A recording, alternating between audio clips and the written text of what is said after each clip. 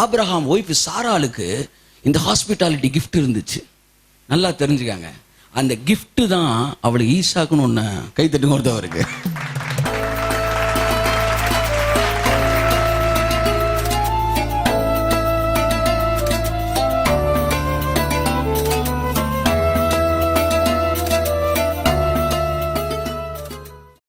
எத்தனை வரங்கள் வந்திருக்கு சொல்லுங்க? 7 வரங்கள். அல்லேலூயா. சொல்லுங்க பாப்பா யாராச்சும் இந்த வரங்கள். 1 தீர்க்க தரிசனம், 2 ஊழியம், 3 போதிக்கிறது, 4 புத்தி சொல்றதா என்கரேஜ், 5 கொடுப்பது, 5 கொடுப்பது, 6 நிர்வாகம், 7 இரக்கம். அவ்வளோண்ணா 7 வரம். இப்போ எந்தெந்த வரம் செஞ்சவன் எப்படி செய்யணுன்றதை அடுத்து நீங்க சொல்லணும். 1 தீர்க்க தரிசனம் சொல்லுகிறவன் விசுவாச பிரமாணத்துக்கு ஏற்றபடி சொல்லுங்க. நாளைக்கு நீங்க செத்து போயிருவீங்க சார் அப்படின்னு சொல்லக்கூடாது. கர்த்தர் சொன்ன பைபிள் சொல்லுது நீடித்த நாட்களாய் வாழ்வேன் இருக்கே. அவன் அடுத்த கேள்வி கேட்பேன், விசுவாச பிரமாணம் இப்படி சொல்லுது சார், நீங்க செத்துருவேன்றீங்க, ப்ராஃபஸி தான் சொல்றீங்க, ஆனா விசுவாச பிரமாணத்துக்கு விரோதமா சொல்றீங்க. கர்த்தர் சொல்றாரு விசுவாச பிரமாணத்துக்கு ஏற்றபடி சொல்ல கடவன். ஆமா செத்துருவேன் நான், எனக்கு கர்த்தர் சொன்னாரு. இது எதுக்கு சொல்றாருன்னா, இந்த நீடித்த நாட்கள் நீ பெற்றுக்கொள்ளும்படிக்கு உன் காரியத்தில் சித்தத்துக்குள்ள நீ கரெக்டாக வந்து என்ன செய்யணுன்றது அந்த உன்னை இன்ஸ்ட்ரக்ட் பண்ணுறதுக்கு சொல்கிறாரு. ஆகவே சரியான இடத்துக்குள்ளே கடந்து வருவாயானால் மறுபடியும் இந்த நீடித்த நாட்கள் கர்த்தர் உன்னை திருப்தி ஆக்குவார். அப்படி முடிக்கணும். இப்போ தான் விசுவாச பிரமாணத்துக்கு செட்டாகி சொல்லியிருக்கிறீங்க. அல்லேலூயா. ஓகே, அடுத்து 2வது வரோம். ஊழியம் செய்யணும். எப்படி செய்யணுமா? ஊழியம் செய்யணும், நல்லா ஊழியம் செய்யணும். எத்தனை பேர் ஊழியம் செய்கிற வரம் இருக்குது சொல்லுங்க பார்ப்போம். நான் நல்லா பார்த்துருக்கேன். சிலர் ஊழியம்னா நீ மைக்க பிடிச்சாலும் அல்லேலூயா அதை பேசல. ஊழியம்ன்ற சர்விங். அந்த கிஃப்ட் இருக்கிறவன் கூட்டத்துக்குள்ள ஒரு 10 சேர் விலையை கிடந்தாலும் நம்மளாம் அசால்ட்டப்போ அவர் மட்டும் அவர் அறியாமலே செய்வேன். டக்கு டக்கு டக்கு டக்கு டக்குன்னு செட் பண்ணுவாங்க. நான் பார்த்துருக்கிறேன். அந்த மாதிரி வரம் இருக்கவங்களை நான் பார்த்துருக்கிறேன். அவங்களை அறியாமலே அந்த இடத்துல இது பண்ணும். ஒரு தடவை டிஎல் ஆஸ்பான் இதில் நான் உட்காந்துருக்கிறேன். நிர்வாகம் அந்த வரம் என்கிட்ட உட்காந்துருக்கேன். 5000 பேர் உட்காந்துருக்காங்க. டிஎல் ஆஸ்பான் பேசுறது பின்னாடி இருக்கிற ஒரு 800 பேருக்கு கேட்கவே இல்லை. ஏன்னா பின்னாடி இருக்க ஸ்பீக்கர் வேலையை பார்க்கல. இந்த 800 பேர்ல ஒருத்தன் கூட எந்திரிக்கல சார். 50 பேரும் பாஸ்டர்ஸ்.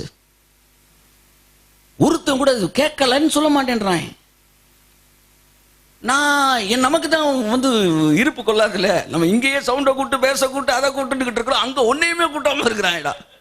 நான் நேரா போனேன், அவரை கூப்பிட்டேன், வாங்க முன்னாடி முக்கியமானவர் கூப்பிட்டேன். பின்னாடி ஒண்ணுமே கேட்கல. இந்த ஸ்பீக்கரை வேலை பார்க்கல.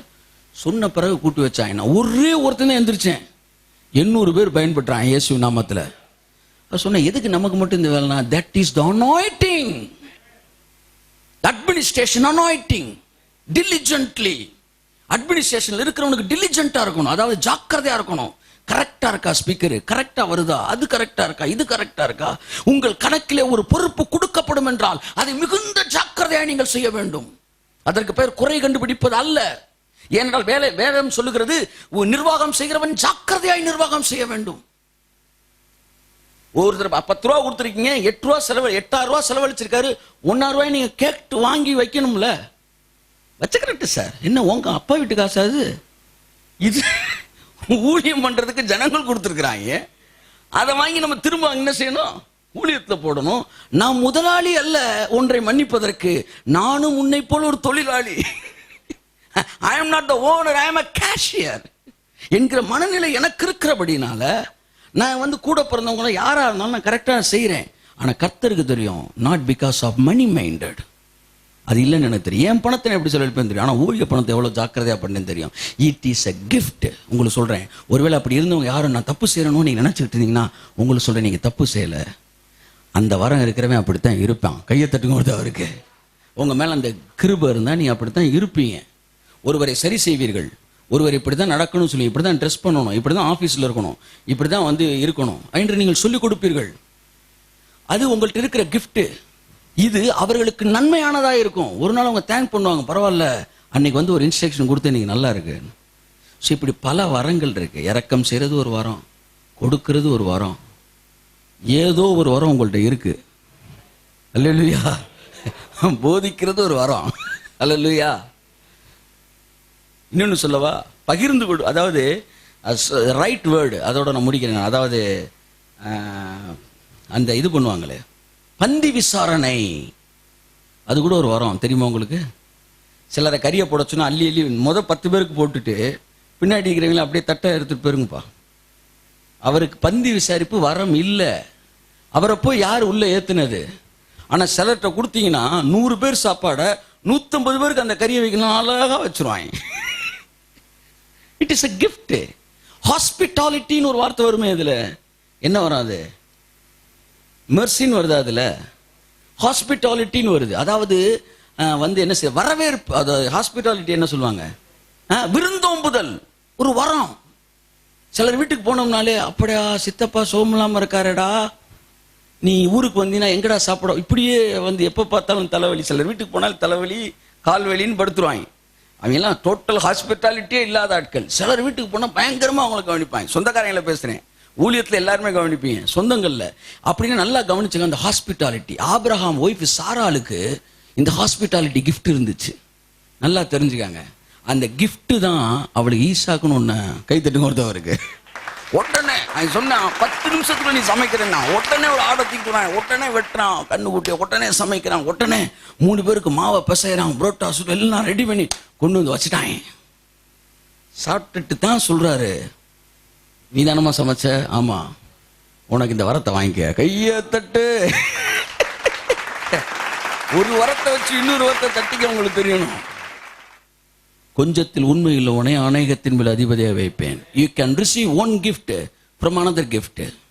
You can receive the next gift from one gift. பறக்கும் போது 8 வரை 7 வரை யாருக்கு சேர்த்து தர்றதில்லை, ஒன்றை தருவாரு.